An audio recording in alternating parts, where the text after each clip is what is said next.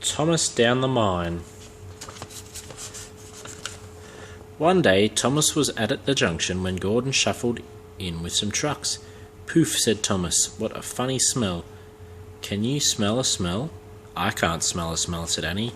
"It's a funny musty sort of smell," said Thomas. "No one noticed until you did," grunted Gordon. "It must be yours." Not long ago Gordon had fallen into a dirty ditch. He knew that Thomas was teasing him about it.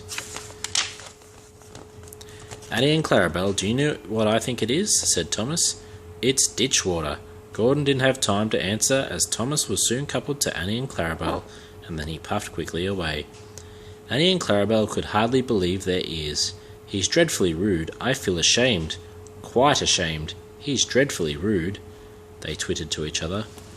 They had great respect for Gordon, the big engine. "You mustn't be rude. You make us ashamed," they kept telling Thomas. But Thomas didn't care a bit. That was funny, he chuckled. Feeling very pleased with himself, Thomas left the coaches at the station and went off to a mine for some trucks. Long ago, miners digging for lead had made some tunnels underground. The tunnel roofs were strong enough to hold trucks, but they could not take the weight of a heavy engine. A large notice said, "Danger, engines must not pass this point." Thomas had been warned, but he didn't care. He had often tried to pass the sign before, but he had never succeeded. He knew the rules. He had to push empty trucks into one siding and wait to collect full ones from another. This morning he laughed as he puffed along. He had made a plan. "Silly old board," he said to himself, getting nearer and nearer to the danger sign.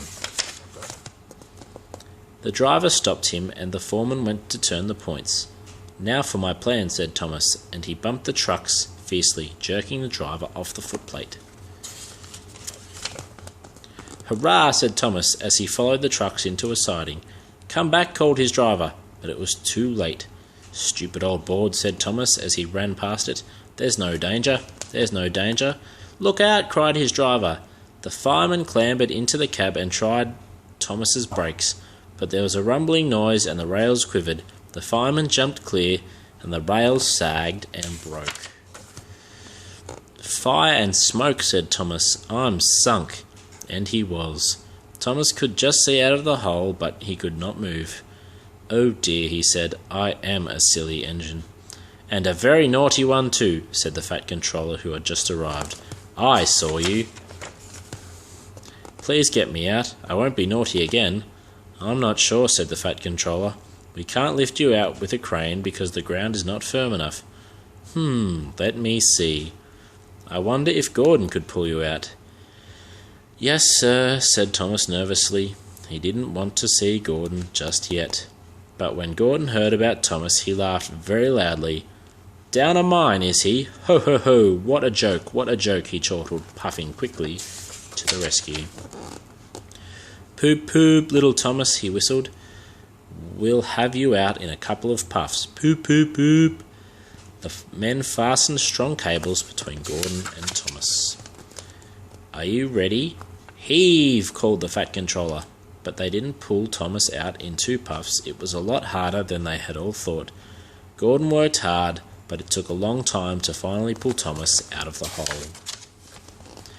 "I'm sorry I was cheeky," said Thomas. "That's all right," said Gordon. "You made me laugh." Thomas was very pleased that Gordon was not angry with him anymore. Thomas's fire had gone out, so he needed a pull back to the station. "Can we go together?" asked Thomas. "Of course we can," said Gordon. "I'll pull you back." "Thank you very much," said Thomas, and buffer to buffer the 2 friends puffed home. The end.